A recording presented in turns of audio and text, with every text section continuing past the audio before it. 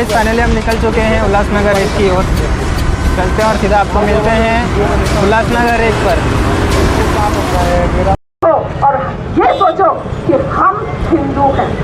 हिंदू होने का 47 में जब देश आजाद हुआ, धर्म के नाम पर देश अलग कर दिया गया और भारत को बना दिया गया धर्मशाला। यहाँ पे हिंदू मुसलमान भाई भाई का पाठ पढ़ाया गया। हाँ, भाईचारा है ना, मैं तो बोलती हूँ नहीं है। हम भाई हैं, वो भाई है, हम चारा है। वो हमें आके खा जाते हैं, हम चारा बन जाते हैं। हमारी माँ बेटियां चारा बन जाती हैं। हर तरह से हम चारा बनते हैं और इस भाईचारे को अब यही फुल स्टॉप लगाने की बहुत बड़ी जरूरत है। बिल्कुल सही समय आ गया कि जब इस भाईचारे को यहीं पे फुल स्टॉप लगाया जाए।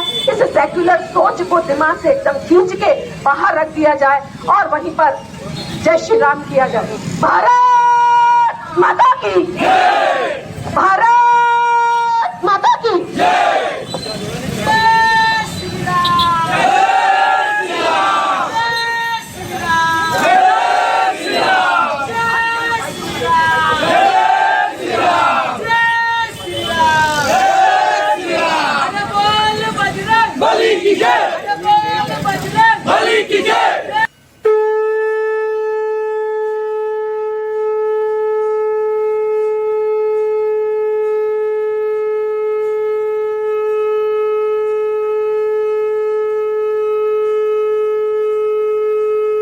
और महिलाएं जो है वो सबसे आगे रहेंगी। ये जो सकल हिंदू समाज की ओर से ये जो आक्रोश रैली निकाल रहे हैं, वो रैली यहाँ से होते हुए धोबी घाट तक जाएगी। उसके पहले इस ये रैली में सम्मिलित सभी हिंदू समाज और जो आमंत्रित व्यक्ति थे, जिसमें कल्याण विभाग मंत्री विश्व हिंदू परिषद एडवोकेट मनोज जी रायचा, कल्याण विभाग के उपाध्यक्षा एडवोकेट सुधाताई जोशी, विश्व हिंदू परिषद बजरंग दल, हिंदू राम सेना और यहाँ के उत्तर भारतीय समाज और यहाँ का सिंधी समाज और सभी हिंदू भाइयों का इस रैली में स्वागत है। हम ये रैली शुरू करते हैं और रैली शुरू करते हैं। सभी से विनती है कि दो की लाइन में आगे चले। जय श्री राम।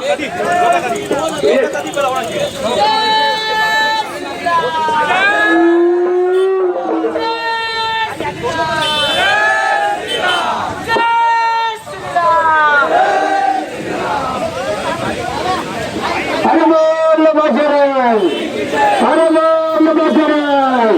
जय श्री राम, जय श्री राम। हिंदू बेटियों, हिंदू बनो, लो जिहाद को पहचानो। हिंदू बेटियां, हिंदू बनो, लो जिहाद को पहचानो।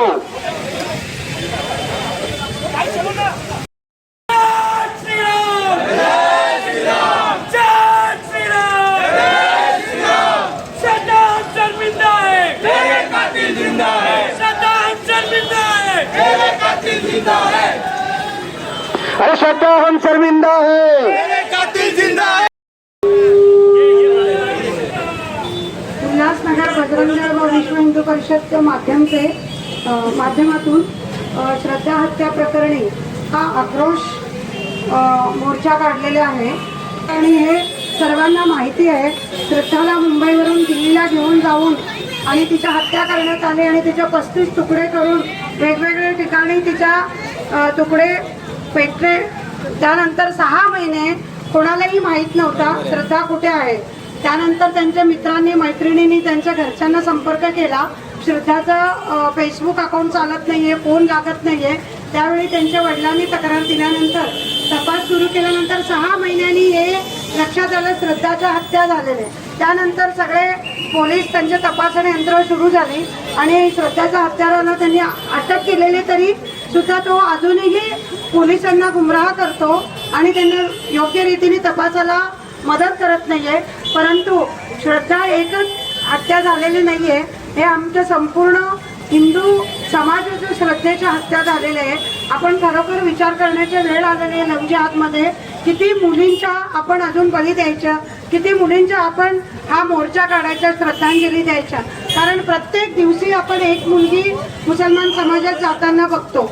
आणि आम्ही जेव्हा पोलीस स्टेशनला जातो किंवा मुलीला समजवायला जातो त्या मुलींच्या डोळ्यावर एक प्रेमाचा पडदा असतो. ती अजिबात ऐकायला तयार नसते आणि तिला इस्लाम कबूल असतो आणि सगळे निकाह कबूल असतो. असे कुठल्या प्रकारचं त्यांच्यावर आकर्षण असतो आणि त्या मुलींना परत आणायचा प्रत्येक क्षण आम्ही प्रयत्न करत असतो. परंतु जोपर्यंत त्या मुलीला कळत नाहीये, मी खूप मोठी दलदलीत फसलेले आहे, तोपर्यंत तिला कळतच नाहीये. कारण आपण नेहमी आमच्या मुलींना शिक्षण आणि तिच्या स्वातंत्र्य आणि सर्व धर्म समभाव याचा पाठ देत असतो. पण त्या मुलगी लग्न करून निकाह करून ज्यावेळी मुसलमानांच्या घरी जाते 2 दिवसातच त्या घरातल्या बाई तिला नमाज शिकवण्यासाठी प्रयत्न करते, तिला बुरका घालायला प्रयत्न करते. मुलींना एक क्रेज असतो, त्यांना बुरका घालायचा, नमाज पडायचा. म्हणजे वेगळ्या धर्मात गेल्यानंतर आपण जसं विदेशी संस्कृतीचं आकर्षण झालेलं आहे तसंच आपल्या मुलींना एक मुस्लिम संस्काराचं आकर्षण सुरुवात झालेली आहे. त्यामुळे ह्या सगळे जर कुठेतरी थांबवायचे असेल, हा आपल्या घरापासून सुरुवात करायला पाहिजे. आपल्या मुलींना संस्कार दिला पाहिजे. जसं मगाशी सिंधुताईंनी सांगितलं, आपल्या मुलींवर लक्ष दिलं पाहिजे. आपल्या मुली कोणाकडे जातात, कोणाची मैत्री करतात त्यांचे. आणि लव्ह जिहादमध्ये सगळ्यात मोठा वाटा ही मुस्लिम मुलींची आहे. ह्या मुस्लिम मुली आपल्या मुस्लिम मुलांबरोबर आपल्या हिंदू मुलींची ओळख करून देतात. मग लव्ह जिहादला सुरुवात होतो आणि हळूहळू ते इस्लाम बद्दल त्यांना ब्लॅकमेल करतात. म्हणजे इस्लाम कसं चांगलं आहे, हिंदू धर्म कसा फालतू आहे असं त्यांना शिकवण देतात. कॉलेजमध्ये, काही स्कूलमध्ये असेही प्रकरणं आढळले. मुली कॉलेजमध्ये नमाज पढतात, कुठल्याही कॉलेज त्याला हरकत घेत नाही. आपण कितीतरी कॉलेजमध्ये हे हरकत घेतलेले, तुम्ही कॉलेजमध्ये नमाज पढू देऊ नका. ही प्रत्येक ठिकाणी आहे. म्हणजे मुस्लिम जिथे जिथे आहे ना, त्यांच्या वेळेवर ते कुठेही असो, ते मक्काकडे तोंड करतात आणि नमाज करायला सुरुवात करतात.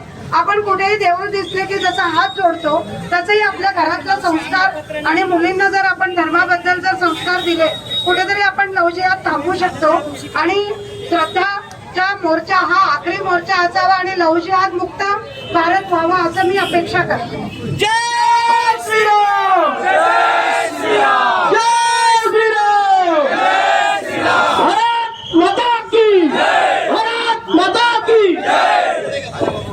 अरे देश के गद्दारों को गोली मारो सालों को, अरे देश के गद्दारों को गोली की जय, गोली की जय. अरे बोल बजरंग, अरे बोल बजरंग. जय श्रीराम, जय श्रीराम. अरे श्रद्धा हम शर्मिंदा है, अरे श्रद्धा हम शर्मिंदा है. अरे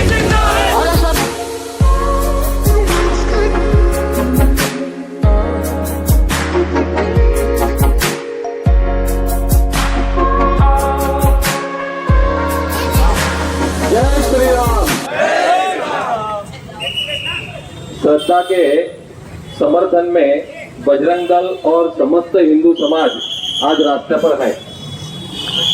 श्रद्धा के हमने सभी ने वर्तमान पत्रों में और न्यूज चैनल पर देखा है कि 35 टुकड़े किए. कितने? 35 टुकड़े किए.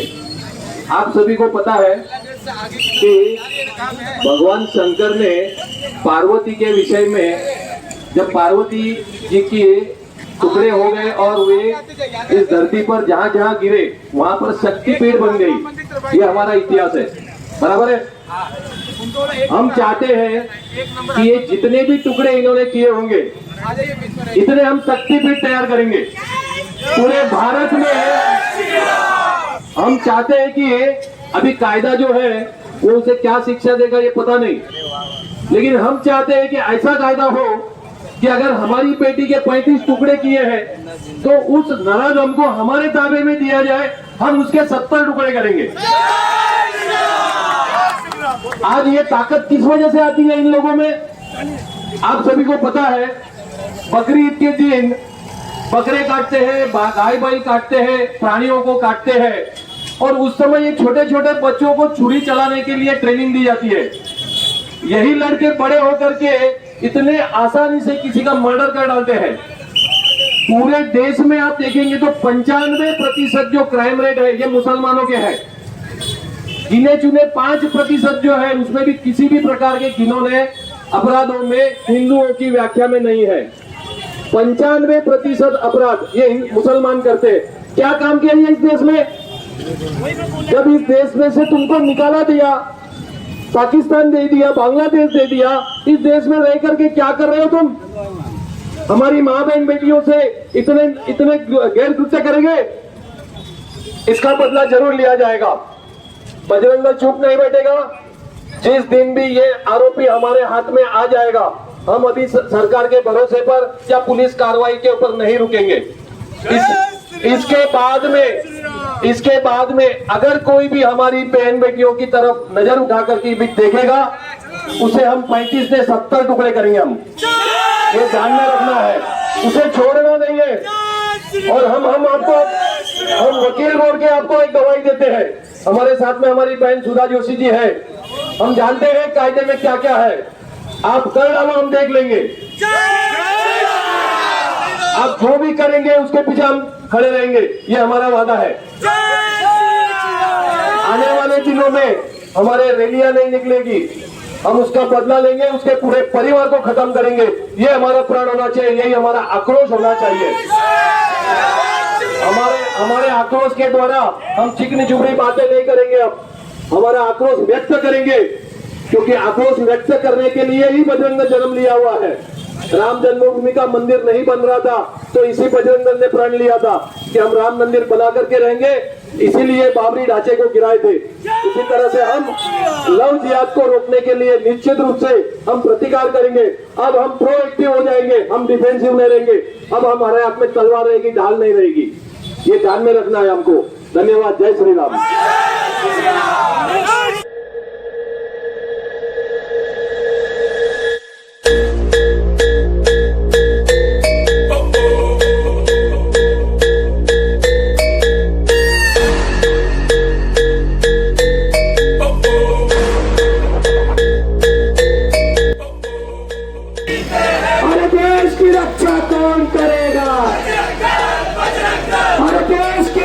कौन करेगा?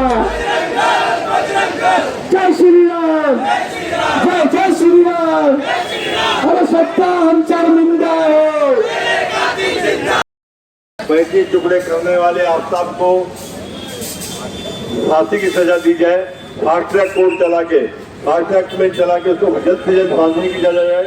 ये हम प्रधानमंत्री से मांग करेंगे, अमित शाह जी से मांग करेंगे, उसको जल्द से जल्द सजा दी जाए। और ऐसे लोगों को बख्शना नहीं है। अब हमारे हिंदुओं को अगर हमारी कहीं जरूरत है ऐसे मैटर में, हम तैयार हैं, हमेशा हर कदम पे तैयार रहेंगे। हमें आवाज तो हम पहुंचेंगे। ये मुंबई से गंगा को, हमारी बहन को जिहादी ने दिल्ली में लेकर जाकर उसके 35 टुकड़े करके फेंके हैं। तो मेरी भारतवासियों की सभी हिंदू बहनों से ये विनती है कि आप प्यार के चक्कर में नहीं पड़िए, क्योंकि ये इनके लिए प्यार नहीं है, इनको ये सिखाया जाता है। ये इनके सब ऐसे जो बने हुए हैं ना, लव जिहाद जो है यहाँ पर, सब लड़कियों को नाम चेंज करके बताएंगे और बाद में शादी करके बाद में बताएंगे कि हम लोग ये हैं। तो सबसे यही कहना है कि इनसे बच के रहो ऐसे लव से। और ये जो हमारी बहन को अगर इंसाफ नहीं मिला तो हम लोग सब सड़क पर उतरेंगे। जय श्री राम। जय श्री राम।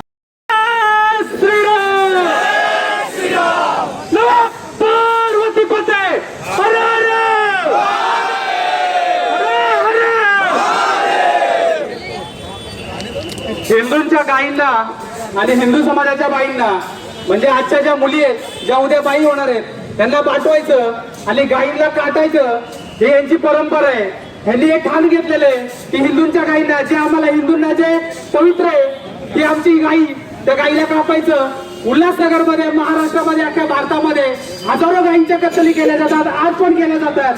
त्याच्यानंतर ज्या हिंदू मुली आहेत त्यांना आजही बाटवलं जातं, अक्षरशः बाटवून आता ते पाठून पुढे झालेले आहेत, त्यांच्या हत्या करायला लागलेले आहेत ते। आणि ते हत्या करणाऱ्यांना आज आपल्याला धडा शिकवायचा आहे। एका हातामध्ये आमच्या मनोजी रायचंदनी सांगितलं, एका हातामध्ये बजरंग दलनी तलवार घेतली पाहिजे, एका हातामध्ये भगवद्गीता घेतली पाहिजे। हे लक्षात ठेवलं पाहिजे। प्रत्येक हिंदू तरुणीला धर्माचं ज्ञान असलं पाहिजे। ज्या हिंदू तरुणींना धर्माचं ज्ञान नाही त्या इथून पुढे 35 तुकड्यांमध्ये तोडल्या जातील हे लक्षात ठेवायला गेलं पाहिजे. हम शर्मिंदा है. अरे जय श्रीराम, जय श्रीराम, जय श्रीराम.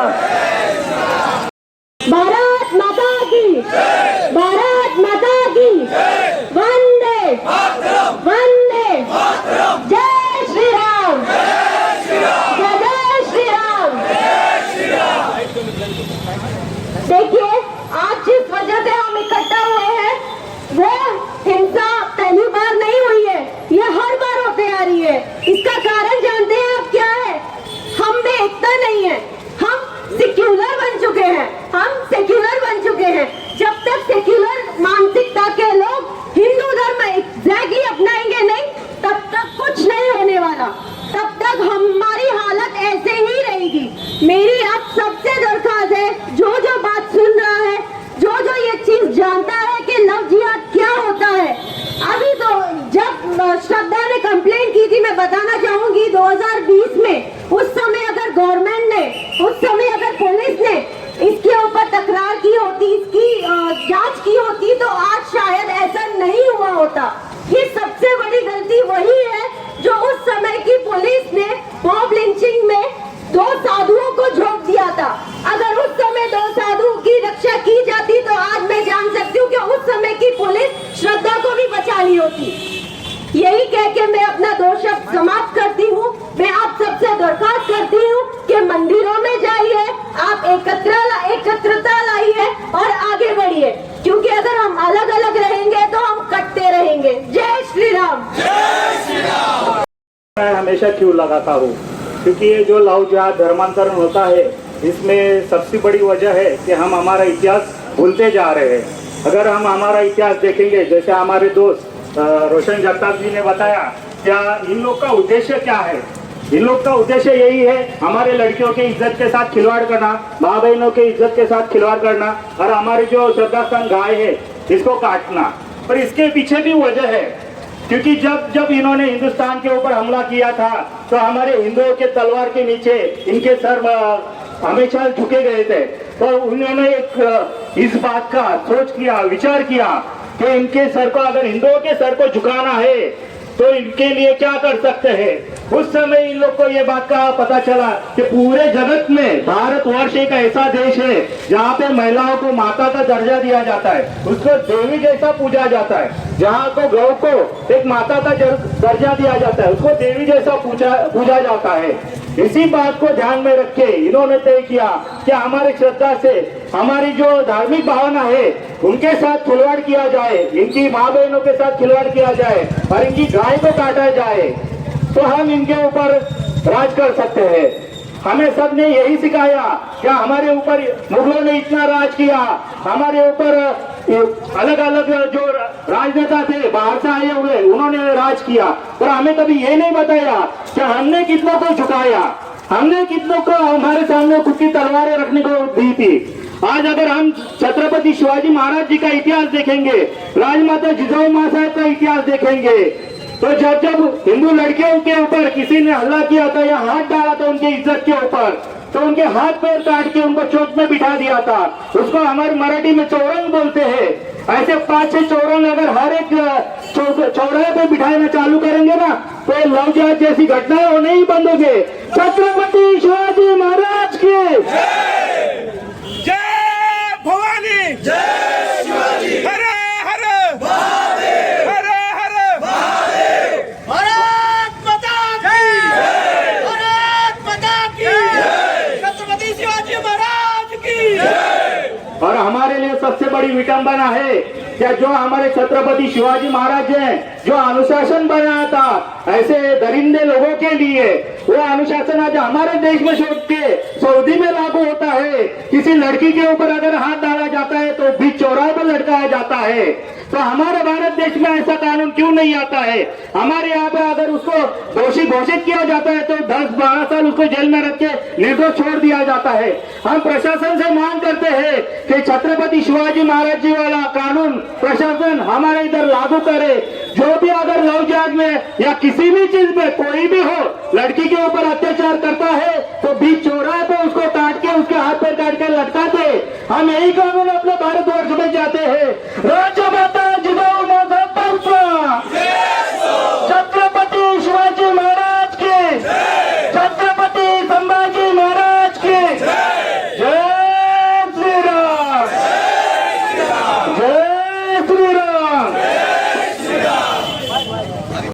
छत्रपति शिवाजी महाराज की, छत्रपति संभाजी महाराज की, छत्रपति संभाजी महाराज की। अरे कहीं नारा कहीं नार, अरे कहीं नारा कहीं नार। जय श्री राम। सभी हिंदू भाइयों के जानकारी के लिए आज जो आक्रोश रैली निकाली गई है उसका विषय ऐसा है, उसका विषय है कि हमारे वसई की श्रद्धा वालकर करके एक जो लड़की थी उसको प्रेम के जाल में फंसाकर उसको लिव इन रिलेशनशिप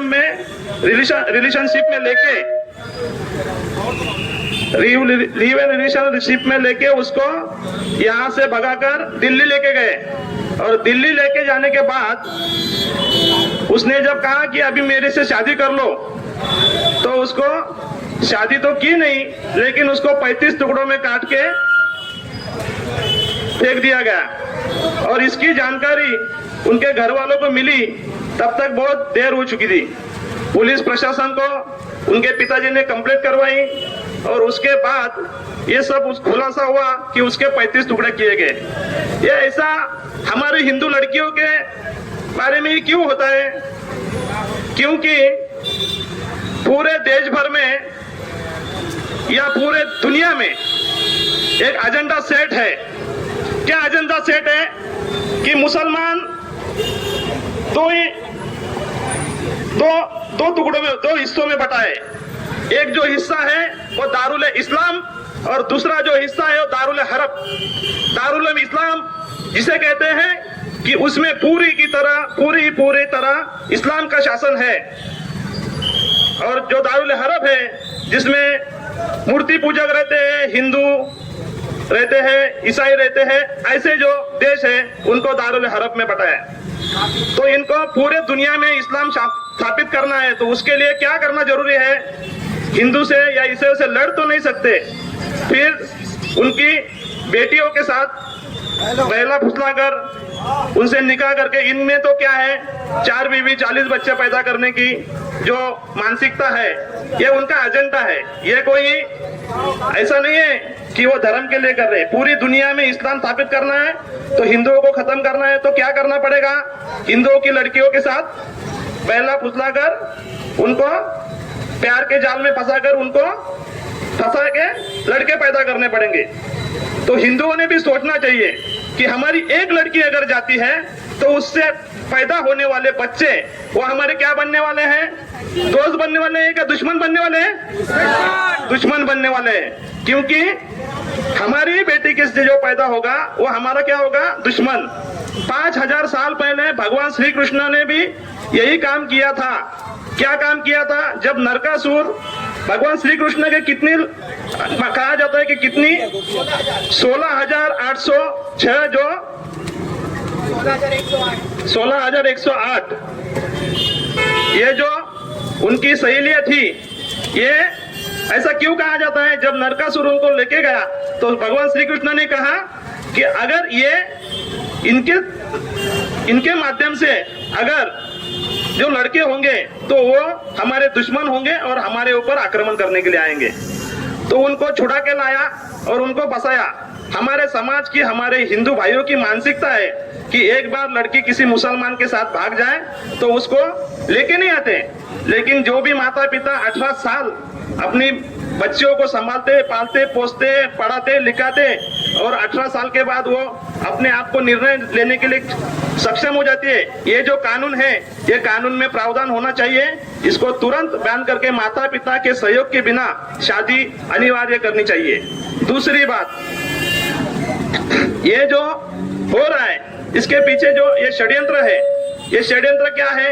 एक ही लड़का अलग अलग नाम से अपने ही शहर में आके बसता है, कहीं नाई की दुकान में, कहीं हाथ गाड़ी पे, कहीं ठेले पे, अपने ही हिंदू के दुकान में काम करता है, कलावा बांधता है, नाम छुपा के रहता है।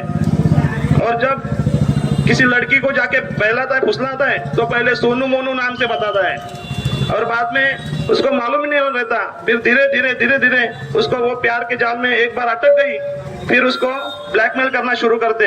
ऐसी कई घटनाएं हमारे देश में चल रही है। हमारे उल्लासनगर की दो घटना आपके सामने रख रहा हूँ।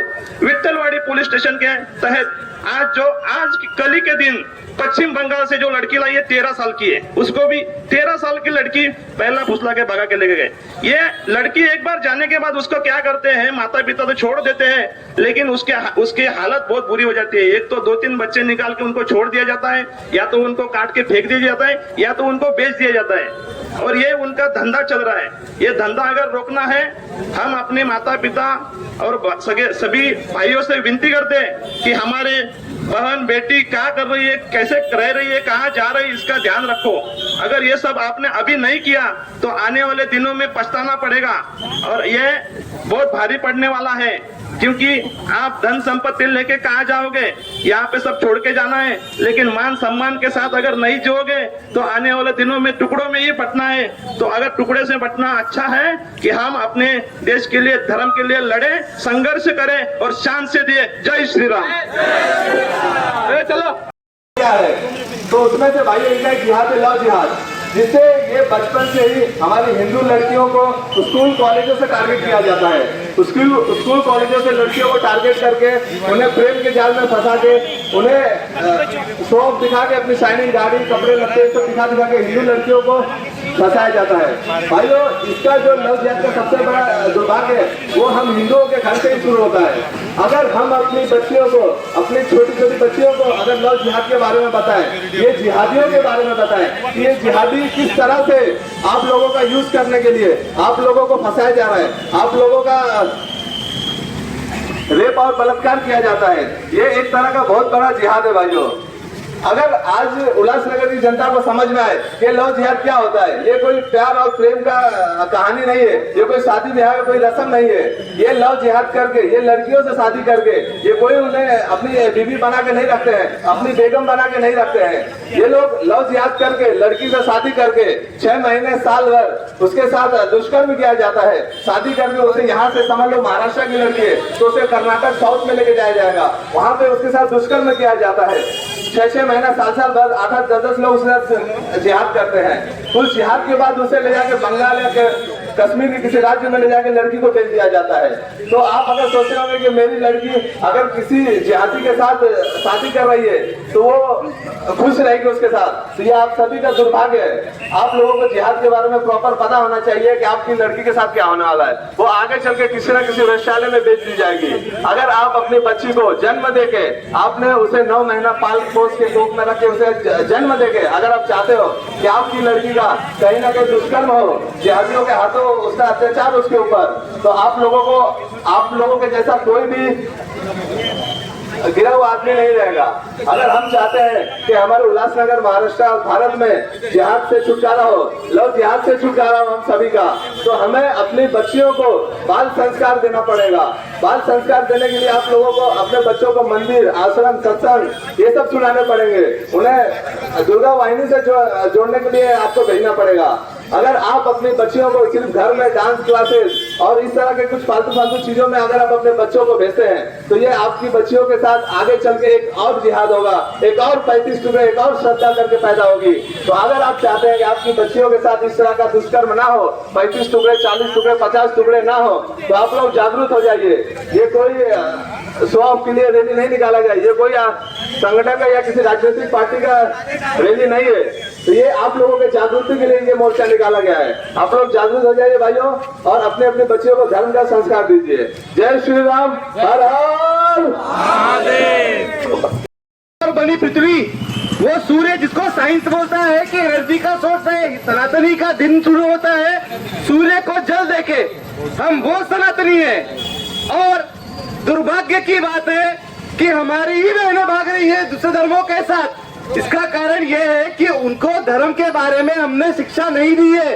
हनुमान चालीसा पढ़ना है, चालीसा ही क्यों, तुलसीदास ने चालीसा क्यों लिखा? जब तक इसकी जानकारी प्रत्येक घर में हिंदू भाई बहनों को नहीं होगी, तब तक सनातनियों का धर्म कट्टर नहीं होगा। हम वो धर्म है, हम वो सनातनी है जब दुनिया में कोई धर्म नहीं था, तब हमारा धर्म था। बोलो श्री रामचंद्र की, बोलो सुल्तान हनुमान की। जब ये श्रद्धा के केस में मलाड में लड़का काम करता था और मलाड में लड़की काम करती थी, माता पिता का डाइवोर्स हो गया था, लड़की अपने माता पिता से अलग रहती थी। जब लड़के ने लड़की को लेके भगाया, मुंबई के अलग अलग हिस्सों में रहा, दिल्ली में रहा, सोचने की बात है कट्टरता और दिमाग में उस लड़के के कितना भरा था कि उसी फ्रिज में लड़की का मांस रखता था और उसी फ्रिज में अपना खाना रखता था। ऐसी मानसिकता किसी हिंदू की कभी नहीं हो सकती। ये ऐसे ही धर्मों वालों की हो सकती है जो अगर हम आज नहीं जागेंगे तो हम कभी नहीं जागेंगे। याद रखिएगा, ये जो जन आक्रोश आज उतरा है सड़क पे, ये हम में इतनी ताकत है कि हम वोट देते हैं एक सांसद को और सांसद बनाता है कानून पार्लियामेंट में बैठ के, जिसको पुलिस और प्रशासन और कोर्ट फॉलो करता है। ये हमारी ताकत है। हम एक नहीं, हम बहुत संख्या है हमारी। बोलो सियावर रामचंद्र की, शिवाजी महाराज की, छत्रपति संभाजी महाराज की। अभी कुछ देर पहले हमने भारत माता की जय बोला। जब हम भारत माता की जय बोलते हैं तो केवल भारत माता की जय नहीं होती है, जय होती है उन 33 कोटि देवताओं की, जय होती है गौतम बुद्ध की, जय होती है अंबेडकर की, जय होती है छत्रपति शिवाजी महाराज की, जय होती है छत्रपति संभाजी महाराज की, महाराणा प्रताप की। जय केवल भारत माता की नहीं। और हम बहुत सौभाग्य वाले हैं जो हमने भारत जैसे देश में जन्म लिया, भारत जैसे देश में जहां लोग अपने देश को ही पूजते हैं। आपने अन्य देश घूमे होंगे, कहीं अमेरिका माता नहीं होती, कहीं चीन माता नहीं होती, किंतु हमारा सौभाग्य है जिस देश में हम रह रहे हैं वहाँ सात्विक भारत माता है, जो कि एक सत्य की भारत माता है, पूजनीय है। और इस भारत की धरती पर रह के जिन्हें भारत माता बोलने से आपत्ति है, उन्हें इस भारत में रहने देने से हमें आपत्ति है। बजरंगियों, जय श्री राम, जय श्री राम, भारत माता की जय, भारत माता की जय। श्रद्धा हत्या कांड पर कुछ सेक्युलर लोग चुप बैठे हैं, बैंक बैलेंस का अकाउंट बनकर अंदर बैठे हैं, बाहर नहीं आ रहे। उनको लगता है हम कुछ बोलेंगे तो हमारी सीट चले जाएगी। अरे मूर्खों, नहीं बोलोगे तो सीट तो मिलेगी नहीं, जान बचेगी तो सीट मिलेगी ना। बजरंग दल के जीते हैं, अपने दम पे जीते हैं। आज यहाँ पर विश्व हिंदू परिषद, बजरंग दल, राष्ट्रीय स्वयंसेवक संघ, हिंदू जागरण मंच जैसे तमाम संगठन के लोग हमारे बीच में खड़े हुए हैं। और वो भारत नहीं है कि एक झापड़ मारोगे तो दूसरा हाथ, दूसरा गाल आगे करेगा। अब वो भारत है, हम वो बजरंग दल वाले, वो विश्व हिंदू परिषद वाले कि झापड़ मारने की बात तो दूर, हाथ उठाया तो हाथ काट के दूसरे हाथ में दे देंगे। ऐसे हम बजरंग दल वाले हैं, विश्व हिंदू परिषद है। आगे श्री राम, जय श्री राम, बजरंग दल के जीते हैं, अपने दम पे जीते हैं। ना जाने ये मूर्ख हिंदू लड़कियां कैसे इन जिहादियों के चक्कर में आ जाती है, ना जाने ये हिंदू मूर्ख लड़कियां जिहादियों के चक्कर में आ जाती है। अरे एक पंछी भी है ना, पंछी, उन्हें भी इनसे प्रेम की अपेक्षा नहीं होती है। पंछी को भी पता है कि जब गर्मी का मौसम आता है तो पानी का कटोरा हिंदू के दरवाजे पर ही मिलेगा, हिंदू के आंगन में ही मिलेगा। पंछी को पता है जब सावन के महीने में अनाज नहीं मिलता तो वो हिंदू के ही घर पर मिलता है, हिंदू का घर पर मिलता है और कहीं नहीं। उसको ये भी पता है कि वहाँ जाएगा तो कट पीट के सब्जी बन जाएगा। जय श्री राम। और इस पर भी यदि इन जिहादियों को भारत में डर लगता है तो जाके हनुमान चालीसा पढ़ लो और बोलो जय श्री राम, जय श्री राम।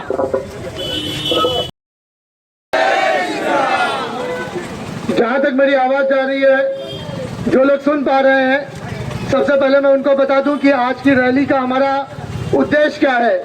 बहुत लोग यहाँ पर पहली बार सुन रहे होंगे, इतनी भीड़ देखकर कुछ अचंभित हुए होंगे। हमारी इस रैली का आज का उद्देश्य है अपने हिंदू समाज को बचाना, खास करके अपने हिंदू समाज की लड़कियों को बचाना। सबसे पहले आपको बता दूं, आज के जमाने में हमारा हिंदू समाज बहुत खतरे में है। खतरा हमारे घर में ही छुपा हुआ है। हिंदू समाज की लड़कियों को कुछ अधर्मी लोग जो दूसरे धर्म के हैं वो अपना नाम बदल के या किसी तरह से बहला फुसला कर किसी अलग अलग माध्यम से रिझा कर हमारी बहनों को बेटियों को फंसाते हैं, उनको लालच देते हैं और फिर अपने ही धर्म के हिसाब से उनका कत्ल भी कर देते हैं। जो आज के डेट में 4-5 दिन पहले एक घटना हुई है, श्रद्धा नाम की एक लड़की के 35 टुकड़े कर दिए गए एक अधर्मी द्वारा और इतनी बुरी तरह से किया गया कि उसको काट के फ्रिज में रखा गया।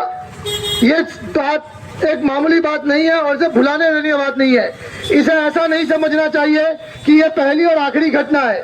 इसे ऐसा समझना चाहिए कि ये हमारे खिलाफ, एक धर्म के खिलाफ युद्ध की शुरुआत हो चुकी है। पुराने जमाने में युद्ध जो होते थे वो तलवार के दम पे होते थे, वो बंदूक के दम पे होते थे। अब विचारों की लड़ाई आ चुकी है। अब आपको मानसिक गुलाम बनाया जा रहा है। मानसिक गुलाम आपको सेकुलरिज्म नाम का एक घूट पिला के बनाया जा रहा है। देखिए, आफ्ताब को जो मारा, आफ्ताब ने जो श्रद्धा को मारा, आज हमारी रैली जो है वो आफ्ताब के खिलाफ है। लेकिन मूल बात बताऊं, आफ्ताब इस समस्या जो है ये एक पेड़ है और आफ्ताब उसके ऊपर की एक पत्ती है। आज हम लोग आफ्ताब को मारेंगे, कल अब्दुल आ जाएगा, कल अब्दुल को मारेंगे, जावेद आ जाएगा। हमें ये नहीं देखना है कि वो पत्तियों के खिलाफ लड़ाई नहीं करनी है, हमें ढूंढना है ये जड़। हमें इस पेड़ को ही खत्म करना है। हमें सबसे पहले ये समझने का प्रयास करना पड़ेगा कि ये जड़, पेड़ जो है, इस जड़ को पानी कौन दे रहा है, इस जड़ को खाद कौन दे रहा है। कहीं इस जड़ को पानी और खाद हम में से तो कोई नहीं दे रहा है। सबसे पहले हमें इस समस्या को समझना है और इस जड़ को आप देखा जाए तो हमें नहीं, हमारा हिंदू समाज ही इनके लिए सबसे बड़ा काम कर रहा है। इनको दिन भर खाद दे रहा है। कैसे दे रहा है, इनको हम मजबूत कैसे कर रहे हैं। मैंने बहुत बार देखा है कि कुछ लोग अपने घर में ही, जब किसी हिंदू का फोन आता है, या फोन पे मैं सच्ची घटना बता रहा हूँ, हिंदू का फोन आएगा तो उससे बात करेंगे एक अलग टोन से, और जब किसी जिहादी का फोन आएगा तो नाम बता रहे जावेद भाई, हम आगे नाम लगा देते भाई। हमारे छोटे बच्चों के संस्कार में क्या पड़ता है, दिमाग में क्या जाता है, अरे ये तो अपना है, अपना है। बोल बोल के हम उनके तरफ रिझा जाते हैं, हमारे बच्चे उनके तरफ बढ़ जाते हैं। हमें अपने बच्चों को शुरुआत से ही बताना है, हर तरीके से बताना है, हर माध्यम से बताना, बार बार बताना है कि हमारा असली भाई कौन है, हमारा असली कौन है। आपको मैं सीधा बता देता हूँ, साफ अक्षरों में बता रहा हूँ कि कैसे हम भाई हो सकते हैं। मैं गाय को पूजने वाला, वो गाय को काटने वाले, तो काटने वाला और पूजने वाला भाई कैसे हो सकता है। ये नहीं हो सकता। कैसे नहीं है, हमें हमेशा बताया जाता है हिंदू मुस्लिम भाई। मैं तो मानता हूँ जिस हिंदू परिवार में ये भाषा होती है, हिंदू मुस्लिम भाई, असली में श्रद्धा के वही है कसाई। तो अगर आपको समझना है, ये घटनाओं को रोकना है, तो सबसे पहले उस जड़ में खाद डालने वाले, पानी डालने वाले हिंदू हाथों को रोकिए, उन्हें समझाइए, उन्हें रोकिए। रोकने का सबसे अच्छा जो प्रयास है, जितने भी, मैं साफ अक्षरों में एक और बार वापस दोहराता हूँ, सबसे पहले इनका इकोनॉमिक बॉयकॉट करिए। इनकी रीढ़ की हड्डी हम ही बन रहे हैं। आज मैं भी जिस चौक से हम आ रहे थे, आने वाले रास्ते में जितने भी मटन के दुकान थे, मीट शॉप थे, सब जिहादियों के थे, लेकिन उसमें खरीदने वाले सब आप में से मेरे भाई बहन है। ये पैसा जो उनको जा रहा है, ये पैसा हमारे ही खिलाफ लगा जा रहा है, हमारे इधर से यूज हो रहा है। हम पिक्चर भी देखने जाते हैं, इन जिहादियों के पिक्चर देखने जाते हैं, अपनी बच्चियों के सामने, अपनी बहनों के सामने, अपनी माताओं के सामने, अपनी धर्मपत्नी के सामने हम उन जिहादियों को हीरो करके बोलते हैं। तो ये क्या देखेंगे, इनके दिमाग में तो हीरो ही आएगा, और जब हीरो आ गया तो घर उनके तरफ अट्रैक्ट होंगी, फिर बाद में पछता के क्या फायदा जब चिड़िया चुग गई खेत। तो मैं आज सबसे हाथ जोड़ के कहता हूँ कि यहाँ पे इस रैली का मकसद सफल होना चाहिए, इस रैली का मकसद सफल होना चाहिए। इस रैली का मकसद ये नहीं है कि एक आफ्ताब को पकड़ा और उखाड़ के फेंक दिया। इस रैली का मकसद ये है कि इस जिहाद का, ये जिहाद जो चल रहा है, इसको जड़ से उखाड़ के फेंकना है। हमें बचपन से आजाद भारत जब से आजाद हुआ है, तब से आप देखे जाएंगे हर एक नेता हमेशा तो यही कोशिश करते हैं कि हिंदू को बांटो, हिंदू को बांटो, हिंदुओं को जातिवाद में बांटो, हिंदुओं को भाषा के नाम पे बांटो। एक बात अभी इतिहास से हमने को सीखना है और वो गलती वापस नहीं दोहरानी है। जब जब हिंदू बटा तब तब हिंदू कटा, जब जब हिंदू बटा तब तब हिंदू कटा।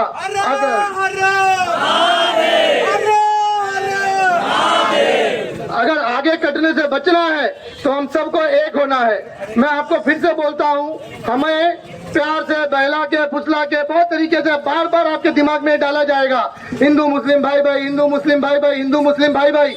मैं आपको बोलता हूँ 2014 में हमारे भारत की आबादी लगभग 125 करोड़ थी, 125 करोड़।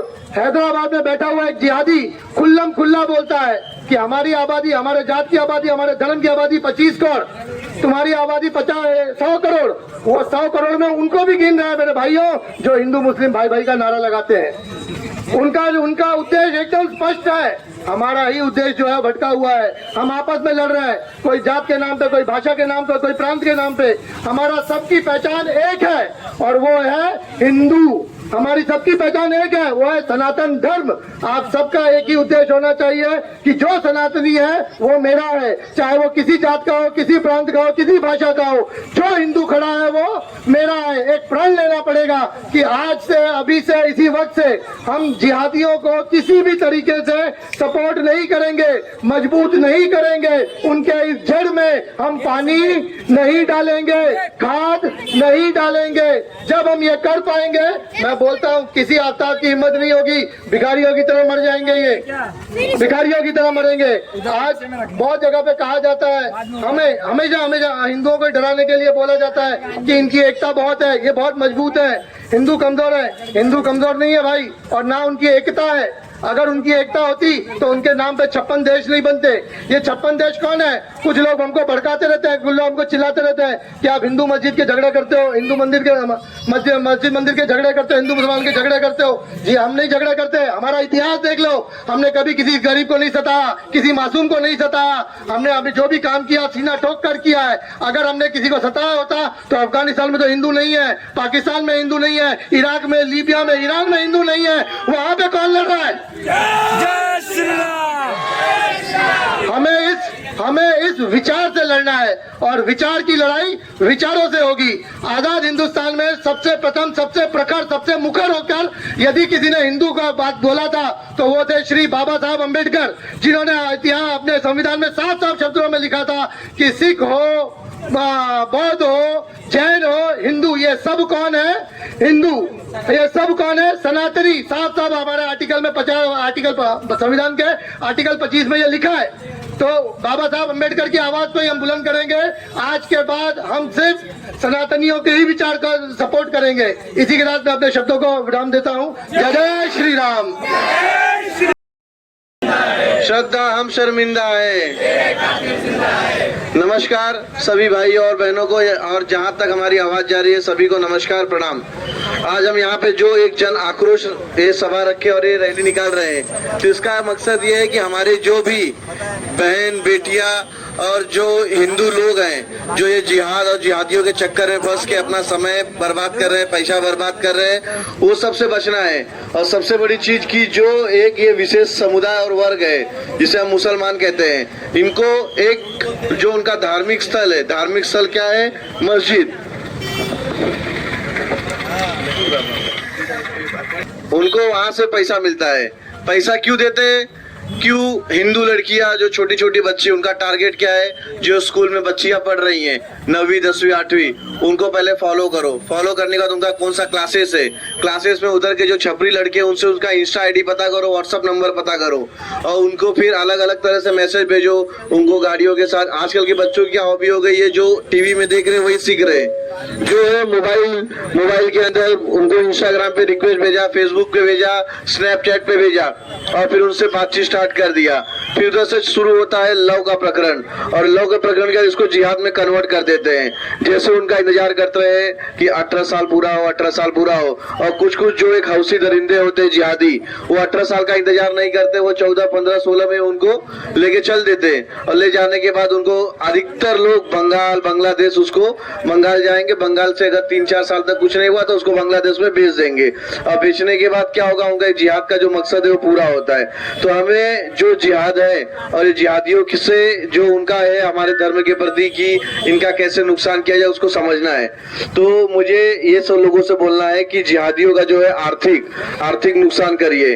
जो आज हमारी एक बहन हम लोगों के बीच में नहीं है, जिसके दिल्ली में 35 टुकड़े कर दिए गए हैं, और अभी 2 दिन पहले मेरे पास उसका एक कंप्लेंट लेटर आया था 2020 में, वही श्रद्धा वालकर ने आफ्ताब के नाम पे कंप्लेंट दिया हुआ था। शायद आप लोग में से किसको मिला है किसको नहीं मिला पता नहीं, लेकिन इसके लिए देवेंद्र फडणवीस जी ने इसकी एक SIT का गठन करके उसको जांच के आदेश दिए हैं कि अगर कोई भी लड़की पुलिस कंप्लेंट करे तो पुलिस का सबसे पहला कार्य होता है कि उस पर कार्रवाई करो।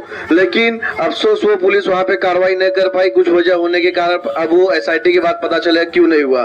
लेकिन बाकी बहनों से निवेदन है कि अगर आपके साथ कोई जिहादी आपको परेशान करता है, किसी तरह का मैसेज भेजता है, संदेश भेजता है, स्टॉकिंग करता है, तो आप पुलिस स्टेशन जाइए। लेकिन पुलिस स्टेशन जाने के बाद सर्वप्रथम अपने माँ बाप को बताइए, उसके बाद आपके नजदीकी जो हिंदू संगठन और संस्थाएं हैं वहां पे जाइए, जैसे विश्व हिंदू परिषद हो गया, छत्रपति शिवाजी महाराज प्रतिष्ठान हो गया, ऐसे बहुत सारे संगठन हैं। वो संगठन में जाकर आप वहां पे अपनी शिकायत दीजिए कि ऐसा ऐसा है, इस पे अगर पुलिस कार्रवाई करे तो सबसे अच्छा। अगर कोई कारणवश पुलिस बंदोबस्त में कहीं पे व्यस्त है तो हम वो संगठन के थ्रू उस पे कार्रवाई करेंगे। अगर हमारा कार्रवाई करने का बहुत अलग तरीका होता है, सबसे पहले आवेदन निवेदन, नहीं हुआ तो फिर दे दनादन। और इनको जैसे इनको जन्मजात होने के बाद कुछ सामान से 1-2 अंग कम कर देते हैं, लेकिन हम 1-2 अंग कम कर देंगे इनका।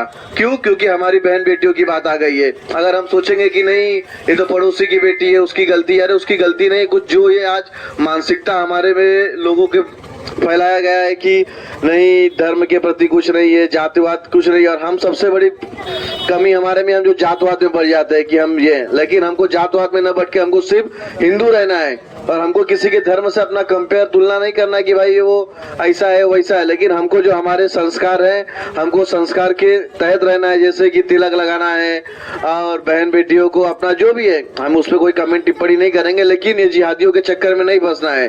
और ये जो जिहादी लड़के आ रहे हैं कि आपको इंस्टाग्राम पे रिक्वेस्ट भेज रहे हैं और उनके बाद उनकी लड़की आपसे दोस्ती करेंगी सबसे पहले।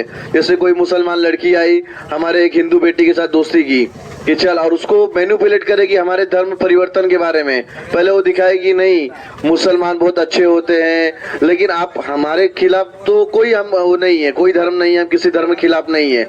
लेकिन अगर हमें कंपैरिजन करना है तो उनका धार्मिक बुक पढ़ो एक बार और हमारा धार्मिक बुक पढ़ो, आपको पूरा पिक्चर क्लियर हो जाएगा कि इसमें क्या दिया गया है क्या नहीं दिया गया है। और रही बात जो यहाँ पर जो इधर पे 15 मिनट में पुलिस हटाने की बात करते हैं, जो 1947 में देश का बंटवारा हुआ था तो यहाँ पे कोई रईस रुका नहीं हुआ था, जो मजबूरी में गरीब गुरबे रुके हुए थे, जो आप आर्थिक स्तर से मजबूत हो गए हैं। अब वहाँ पे वो लोग सऊदी अरब से, कुवैत से और कहाँ से पैसा लाके यहाँ पे धर्म परिवर्तन करवा रहे हैं, हिंदू लड़कियों से शादी कर रहे हैं, उनसे बच्चा पैदा करके फिर उनको डिवोर्स दे दे रहे हैं। और निष्कर्ष क्या, इसमें कोई कानून नहीं है। तो हमारा महाराष्ट्र सरकार से निवेदन है कि धर्म परिवर्तन के खिलाफ कानून लाया जाए, लव जिहाद के प्रति कानून लाया जाए। और हमारी हिंदू बहन बेटियों से निवेदन है कि जिहादियों से बचे, जिहादियों से दूर रहे। अगर जिहादी कोई तकलीफ दे रहे हैं तो हिंदू संगठन से सबसे पहले संपर्क करें, उसके बाद आप नजदीकी पुलिस स्टेशन में जाए। अगर आप सीधा जाएंगे तो आपकी कार्रवाई नहीं होगी। मुझे जहां तक लगता है कि मैंने खुद 4 से 6 प्रकरण ऐसा देखा है। जय श्री राम, वंदे मातरम, भारत माता की। पुलिस प्रशासन है और हमारे साथ में पुलिस भी चल रहे थे। पुलिस हमारा कभी दुश्मन नहीं है, लेकिन कभी दोस्त भी नहीं है, ध्यान में रखो। पुलिस के साथ में हमारा कोई दुश्मनी नहीं है, लेकिन हमारा दोस्त भी नहीं है। उनको काम करना है। लेकिन जब भी हम पुलिस स्टेशन जाते हैं, मैं पुलिस से निवेदन करती हूँ, विनंती भी करती हूँ, जब भी मिसिंग कंप्लेंट आता है, सुप्रीम कोर्ट ने 10 साल पहला इसमें जजमेंट दिया है, मिसिंग कंप्लेंट को FIR करके दर्ज करे और इन्वेस्टिगेशन करे। लेकिन जब भी हम मिसिंग लड़की का कंप्लेंट लेके जाते हैं, एक तो पहला 24 घंटा कंप्लेंट नहीं लेते, उसके बाद बोलते हैं वो मेजर है, वो भाग गई है। अरे मेजर आदमी को इस पे जीने का हक नहीं है क्या? कोई भी लड़की मेजर है, वो भाग गई है, तुमको क्या मालूम है वो भाग गई है? उसको भगाया भी गया रहेगा, उसको बेचा भी लिया रहेगा, उसको कुछ किया भी। जैसा श्रद्धा के इस पे दुर्लक्ष हुआ, उसका कंप्लेंट का कॉग्निजेंस लिया नहीं है, इसके लिए श्रद्धा टुकड़े हो गई। और हमेशा दिल्ली ने हमको धोखा दिया, और हरामखोर ने मुंबई छोड़ के दिल्ली क्यों चुना उसको काटने के लिए? उसको दिल्ली में जाके काटने का क्यों सोचा? इसके लिए है ना, हम जब भी मिसिंग कंप्लेंट लेके जाते हैं, उसका माँ बाप को उधर बिठा के रखो। जब तक FIR नहीं होगा, इसका इन्वेस्टिगेशन नहीं होगा, हम इधर से हटेंगे नहीं। जब माइनर लड़की रहती है, वो स्टेटमेंट देना नहीं चाहती है, वो उधर से आने के बाद बोलती है वो नहीं स्टेटमेंट देना चाहती है, उसको सुधार गृह में भेजेंगे। कौन अधिकार दिया है इनको? इनको कॉन्स्टिट्यूशन ने हर एक इंसान को जीने का अधिकार दिया है। तो कोई भी निकाहनामा लेके आएगा। ये मौलवी को कौन अधिकार दिया है हमारा लड़कियों को निकाह लगाने का? जब मौलवी को ही मैं क्वेश्चन पूछना चाहती हूँ, तुम्हारा ही शरीयत बोलता है, तुम्हारा मेजर लड़की जब भी निकाह लगाया जाता है तभी उसका बाप का सामने कबूलनामा देना पड़ता है। इधर किसके नाम ने हमारा लड़की ने कबूलनामा दिया है? जिस कबूलनामे के हिसाब से तुम निकाह लगाया। ये पूरा जो क्राइम है, ये जैसा ही आरोपी के लिए मौका लगाते हैं, ऑर्गेनाइज क्राइम है। इसमें लड़कियां बेची जाती है, लड़कियां काटी जाती है, इसके लिए पैसे का व्यवहार होता है, इसके लिए जब भी लव जिहाद होता है, ये एक ऑर्गेनाइज क्राइम है। इसको ध्यान देना चाहिए। और लव जिहाद का खाली धर्मांतरण बंदी कायदा करके नहीं चलने वाला है, क्योंकि लड़कियों को इतना ब्लैकमेल किया रहता है और लड़की खुद आके बोलेगी मैं मन से इस्लाम को खुद किया है, तब क्या करोगे? कायदा क्या करेगा? इसके लिए ना शादी के लिए किया हुआ धर्मांतरण ये बेकायदेशीर है। और कोई भी धर्म के हिसाब से शादी होएगा, माँ बाप का हाजिरी में शादी होगा, ये हमको सरकार तक पहुंचाना पड़ेगा। जब तक माँ बाप वो शादी में शामिल नहीं है, वो शादी बेकायदेशीर है। इसके लिए है ना, हम लोग को सरकार से निवेदन है, जब तक शादी में माँ बाप का सम्मति नहीं होगी, कोई रजिस्ट्रार शादी रजिस्टर नहीं करेगा, कोई मौलवी निकाह नहीं लगाएगा, कोई धर्मगुरु शादी नहीं करेगा। जब हम अरेंज मैरिज करते हैं तो सबके सम्मति से करते हैं। तो ये मोहल्ले में जाके बंद कमरे में कोई मौलवी इसका शादी लगाएगा, कौन अधिकार दिया इसको? जब तक ये मौलवी अंदर नहीं जाएगा, जब तक ये निकाहनामा में सही करने वाला विटनेस आरोपी नहीं बनेगा, निकाह नहीं रुकेगा। इसके लिए ये पूरा ऑर्गेनाइज जो क्राइम है, इसको ओपन करना चाहिए। इसके लिए एक अजय देवगन का पिक्चर में एक डायलॉग था, अगर पुलिस सही तरीके से काम करेगा तो मंदिर का सामने का चप्पल भी चोरी नहीं होएगा। ये पुलिस अगर अपना मिसिंग कंप्लेंट में काम करेगा, बकरी भी चोरी नहीं होएगा, बकरी भी सुरक्षित होएगा। ये मोहल्ले में साला बकरी और लड़की में जो फर्क नहीं समझता है, जो अपना ही बच्चे का कुर्बान दिया हुआ बकरी को ये नहीं छोड़ता है, तो हमारा बहन बेटी को क्या छोड़ेगा? और इनका हवस का शिकार बन रही है हमारी लड़कियां, और इनका डीएनए भी है। एक लड़के के साथ में 2 साल वो खुश नहीं रह सकते, 2 साल में उसको दूसरी लड़की लगती है। वो भी हिंदू लड़की से क्यों शादी करता है? हिंदू लड़की अपना पति परमेश्वर मानने का हमने संस्कार दिया है, वो मोहल्ला छोड़ के आती नहीं है। जो हिंदू परिषद बाकी बहुत सारी सेनाएं हैं, उससे आगे चल के खुश व्यक्त किया और श्रद्धा हत्या के बारे में बहुत कुछ बताया और लव जिहाद का बारे में भी बहुत कुछ विस्तृत आपको इसका इंफॉर्मेशन दिया। लेकिन मैं कुछ अभी जैसा संतोष ने बोला वैसा मैं कुछ संवाद करना चाहती हूँ और कुछ प्रश्न पूछना चाहती हूँ। जो बच्चे भाई आए हैं, लव जिहाद के ऊपर हम रोज टीवी में देखते हैं, पेपर में पढ़ते हैं और कुछ सोशल मीडिया में देखते हैं, फिर भी लव जिहाद का बारे में। लेकिन समाज का लोग जाते आते वो देख रहे थे क्या चल रहा है, लेकिन कोई खड़ा रह के सुनने का उनका मनस्थिति नहीं था एक्चुअली क्या चल रहा है करके। इसके लिए समाज का प्रबोधन होना बहुत जरूरी है लव जिहाद में। और जो बजरंग दल का और कोई भी हिंदू संगठन का कार्यकर्ता जब श्रद्धा हत्या हुआ और श्रद्धांजलि के लिए हम लोग 2-2.5 किलोमीटर चले, उससे पहले अगर ये भाइयों ने मुस्लिम मोहल्ले में फ्लैग मार्च किया, हम है इधर, हमारा बहन लोग के ऊपर आंख उठा के देखा गया तो हम है इधर, ऐसा अगर आप हफ्ते में एक बार भी फ्लैग मार्च किया और मुस्लिम मोहल्ले में हमारे